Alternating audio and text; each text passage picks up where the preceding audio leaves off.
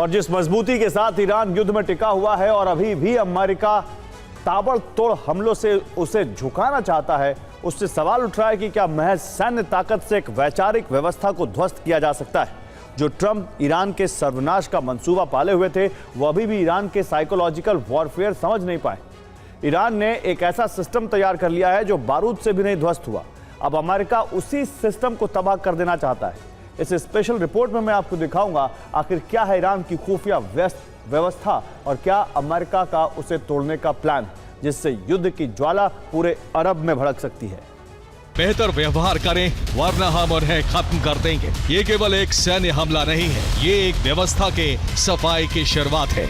IRGC का वही हाल होगा जो ISIS का हुआ था और ये संभव है। यानी अब कूटनीति नहीं बल्कि ईरान के कट्टरपंथियों के संहार का इरादा कर चुके हैं, जिससे ईरान को बैथ सिस्टम से आजाद कराया जा सके और ईरान में नए शासन की नींव रखी जा सके। और ईरान का बैत रहरी सिस्टम कैसा है, इसे आइसबर्ग मॉडल से समझिए। यानी ऐसा सिस्टम जो दिखता है असल में वो होता ही नहीं, असल शक्तियां कुछ और होती हैं। इस सिस्टम में सुप्रीम लीडर मुस्तफा खामनेई शीर्ष पर है।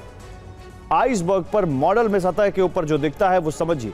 ईरान के राष्ट्रपति मसूद पेजेश्कियान, संसद के स्पीकर बाकिर कालिबाफ और वित्त मंत्री अब्बास अरागची, ये और दूसरे सदस्य लगातार अमेरिका के संपर्क में रहे, वार्ता करते रहे। लेकिन आखिरकार वार्ता टूट गई क्योंकि इनके पास सीमित अधिकार थे। असली फैसले कहीं और से लिए जा रहे थे। इस आइसबर्ग मॉडल में समझिए सतह के नीचे दिखने वाले बैथ सिस्टम ही ईरान की असली शक्ति है, जो पूरे ईरान को चला रहे। आयतुल्लाह खामनेई के जाने के बाद भी ईरान युद्ध में बना हुआ है।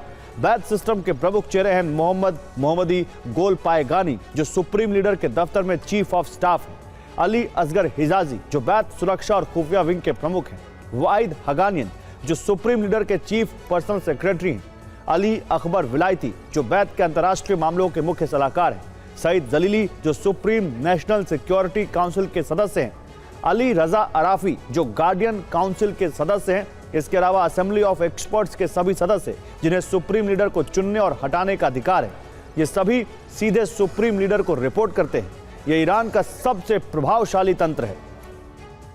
राजनीतिक तंत्र, सैन्य तंत्र, न्यायिक तंत्र, अर्थतंत्र पर एकाधिकार है, जिससे बैथ से जुड़ी शीर्ष कट्टरपंथी जमात चलाती है और सुप्रीम लीडर उन्हीं में से किसी एक को चुना जाता है। उसके पास पूरे ईरान को चलाने का अधिकार होता है। केशम द्वीप, अंडरग्राउंड मिसाइल सिटी, खर्ग द्वीप, ऑयल सप्लाई टर्मिनल, अबू मूसा एडवांस सर्विलांस पॉइंट, बड़ा तुम द्वीप, सैन्य चौकियां और रडार स्टेशन, छोटा तुम द्वीप, डिफेंस बैरियर, इन पर सबसे ज्यादा हमले किए।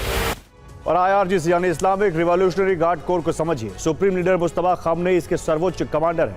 इसके बाद आते हैं कमांडर इन चीफ, फिर डेप्यूटी कमांडर, उसके बाद ज्वाइंट चीफ ऑफ स्टाफ, जिन्हें कभी विंग रिपोर्ट करती है।